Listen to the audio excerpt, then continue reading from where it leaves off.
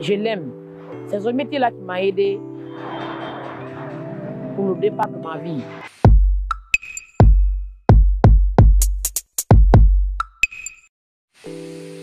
Jessira Diabaté, 49 ans. Depuis plus de 20 ans, cette dame a opté pour la menuiserie, son métier de prédilection. Après ses études secondaires qui l'ont menée jusqu'en terminale, elle trouve nécessaire d'embrasser la formation professionnelle. On est en 1987 dans la préfecture de Fria. J'ai fait 12 ans de formation, 3 ans de formation avec les Canadiens. Je suis sorti 2 ans après. Après notre sortie, les Canadiens sont rentrés. Je me suis retourné dans le même centre, à Fria, pour être sur formation avec les ouvriers guinéens. J'ai tapé 2 ans. 3 mois chacun, tout le rôle. Après ça, je suis rentré à l'usine. J'ai fait une demande, je suis rentré à l'usine de Fria. J'ai tapé 5 ans là-bas, génie civil. Il n'y avait pas d'embauche. On est resté là-bas, on a fait le thé, il n'y avait pas d'embauche. Ils ont privatisé le coin. Ils nous ont dit de rentrer en ville, travailler à l'entretien.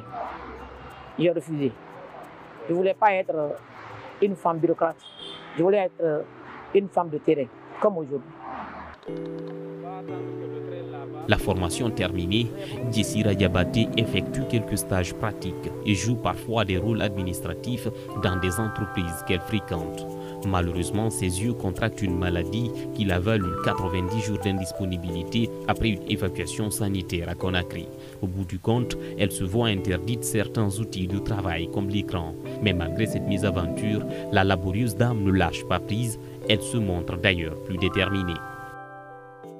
Je me suis retourné encore à la menuiserie, je ne voulais pas chômer. En retournant, comme je n'avais pas de fonds, je n'avais pas beaucoup de soutenance, il a fallu que je suis parti, j'ai planté des oignons. L'agriculture, la terre ne ment pas. Je me suis implanté sur ça. Tout Fria me connaissait avec 2 diplômes.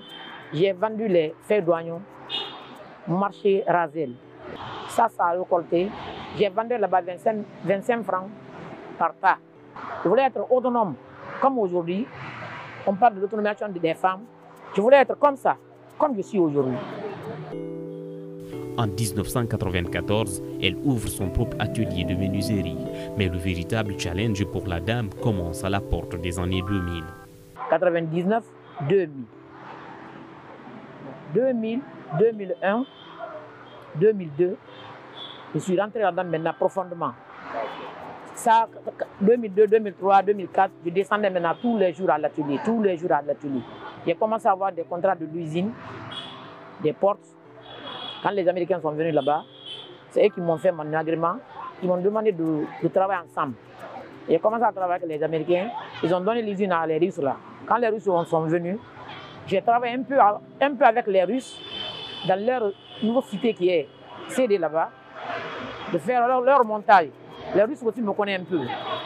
Donc finalement, je suis resté dans mon atelier. 2012, mon mari est décédé. Entre 2013 et 2014, Madame Camara s'installe définitivement à Conakry. D'abord à Sonfonia, puis 2 ans plus tard, en 2016, elle occupe cet espace de l'État situé à Tombo, dans la commune de Kaloum, où elle continue d'exercer sa passion. Son installation à cet endroit n'a non plus été facile. Je suis venu ici, j'ai trouvé que c'était plein d'ordures ici. Tout le monde est abandonné ici. Je suis parti à la commune. Ils sont venus regarder. Le problème est parti à la gouvernorat. Ils sont venus regarder. Ils ont dit, ah, nous, on ne peut pas ramasser les ordures. J'ai dit, je me suis engagé. Mes voisins sont là, ceux qui m'ont vu avec brouette. Pas travailleur, hein. Brouette, gants, bottes, bavettes. Moi, je portais bavette. Depuis, je me suis masqué. Je prends les ordures le matin jusqu'au bord là. Mais mis à part un ancien ministre guinéen de l'enseignement technique et de la formation professionnelle et un autre de ses amis, Jessira Diabaté n'a su compter que sur une personne, l'élu de son cœur, qu'elle a malheureusement perdu. Grâce à ce dernier, madame a trouvé peu de difficultés à éduquer ses enfants. Le diplôme que j'ai eu pour une première fois, je n'ai pas quelqu'un qui pouvait m'encourager. Une femme menuisier, une fille menuisier, donc personne ne m'encourage sauf mon mari. C'est lui qui m'a supporté, il m'a encouragé. Il m'a donné le temps de faire ça. Donc, difficulté avec les enfants, je n'ai pas eu de difficultés. Parce que même après sa mort, mes enfants, tout ce que je dis, on se conseille. Je suis mère de 4 enfants. 2 filles, 2 garçons. Avec un tel courage, qui mieux que Jessira Diabaté pour s'adresser aux jeunes filles? ce que je dis à nos filles, tout ce que tu fais dans ta vie, il faut l'aimer d'abord. Dès que tu l'aimes, tu peux le faire. Malheureusement, une partie de son atelier, nommé Mandin Diaka réveille les femmes et les jeunes, a été rasée par des opérations de récupération des emprises des routes en cours à Conakry.